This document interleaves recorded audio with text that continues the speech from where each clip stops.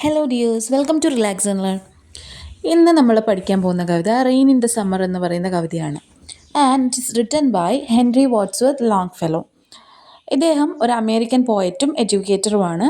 And he was the first American to translate Dante's divine comedy into English. ഡാൻഡയുടെ divine comedy ഇംഗ്ലീഷിലേക്ക് translate ചെയ്ത ആദ്യത്തെ അമേരിക്കനാണ് Henry Wadsworth ലോങ്ഫെല്ലോ എന്ന് പറയുന്ന ഈ poet.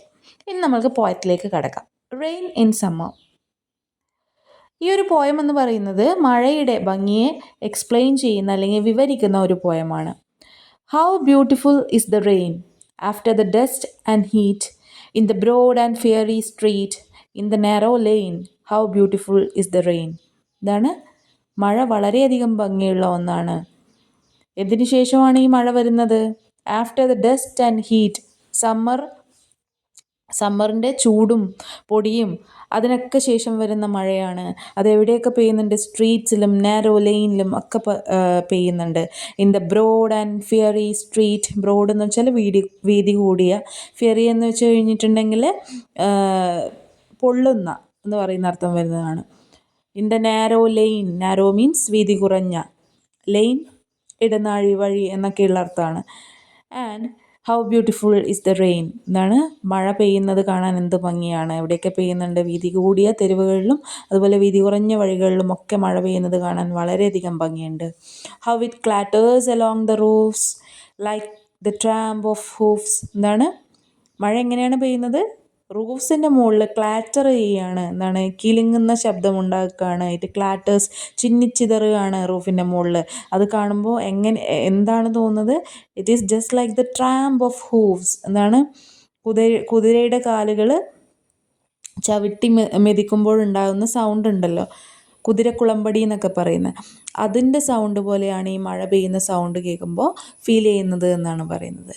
How it gushes and struggles out from the throat of the overflowing spout. എന്താണ്? ഈ rain എന്താണ്? ഒരു വാട്ടർ ഫ്ലോ ആയിട്ട് മാറുകയാണ്. ആൻഡ് ഇറ്റ് ഗഷസ് എന്ന് പറഞ്ഞാൽ ഓവർഫ്ലോ ചെയ്യുക എന്നുള്ളതാണ്, നിറഞ്ഞൊഴുകുക എന്നാണ്. And it struggles out from the throat of the throat. എന്താണ്? തൊണ്ടക്കുഴി അല്ലെങ്കിൽ തൊണ്ട എന്ന് പറയുന്നതാണ്. എന്തിൻ്റെ തൊണ്ടയിൽ നിന്നാണിത് പുറത്തേക്ക് ഒഴുകി വരുന്നത്, ഓവർഫ്ലോ ചെയ്യുന്നത്? From the overflowing spout. Spout എന്ന് വെച്ചാൽ കുഴൽ. കുഴലിൻ്റെ ഉള്ളിലൂടെ ഈ മഴവെള്ളം ഇങ്ങനെ നിറഞ്ഞ് കവിഞ്ഞൊഴുകുകയാണെന്നാണ് പറയുന്നത്. ഗഷ് ചെയ്യാണ്, ഓവർഫ്ലോ ചെയ്യാണ്. Across the window pain it pores and pores. എന്താണ്? ജനൽപ്പാളികളുടെ ഇടയിലൂടെ നോക്കിക്കഴിഞ്ഞാൽ എന്താണ്?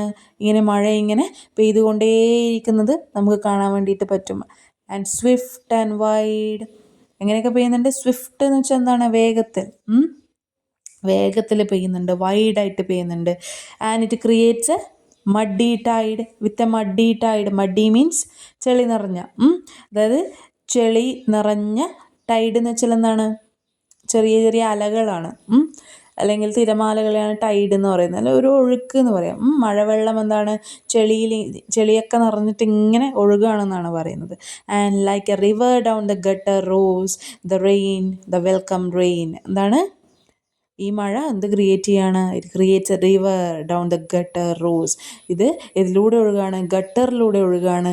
And the sound is just like the roars. Roar എന്ന് പറഞ്ഞാൽ നമ്മൾ ഗർജനം എന്നൊക്കെ പറയും. ഓക്കെ, ഈ മഴവെള്ളം ഇങ്ങനെ നിറഞ്ഞ് ഗട്ടറിലൂടെ ഒഴുകുമ്പോൾ എന്ത് സൗണ്ടാണ് കേൾക്കുന്നത്? ഒരു റോറിങ് സൗണ്ടാണ് കേൾക്കാൻ പറ്റുന്നത്.